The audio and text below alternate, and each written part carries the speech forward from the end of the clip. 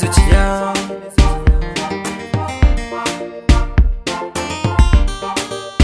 Wata rana ina kan hanya na zan je gida, daga studio na tako hanya ba gargada, sai ga wata yarinya tafe hanya mun hada, tafiyar ta abin burgewa yadda take rangwada.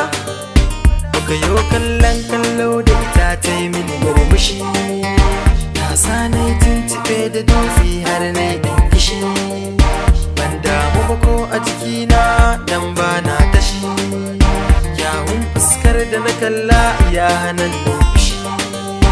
Nan take na kamu da soyayya, soyayya babu zato ba tsammani kuma ba niyya. Ta wuce ta tafi ni ko abun na tsaya, sai ta dinga yi min na gizo zaren na juya. Ta tafi ban san sunanta ba, ba zai mini jagora don ban san gidansu ba.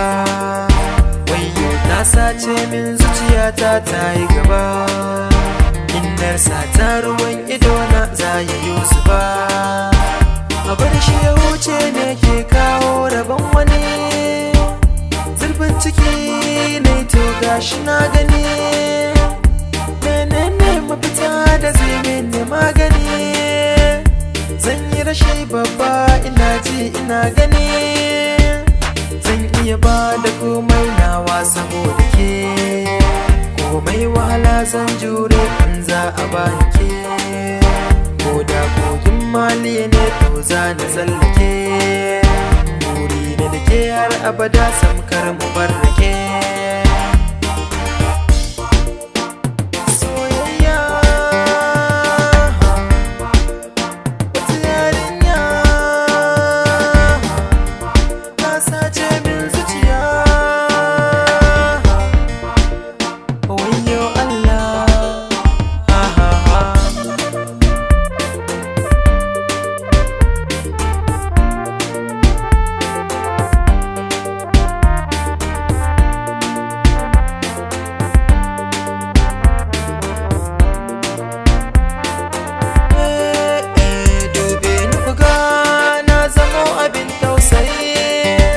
Ashe haka so yake yakan jawo laulayi, domin ko ya janyo min canjin yanayi.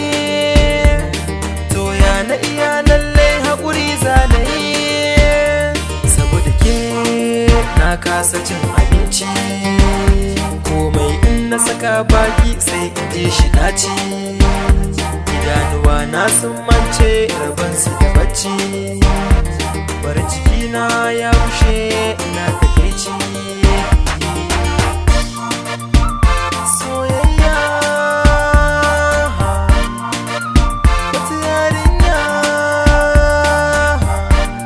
ta sace min zuciya.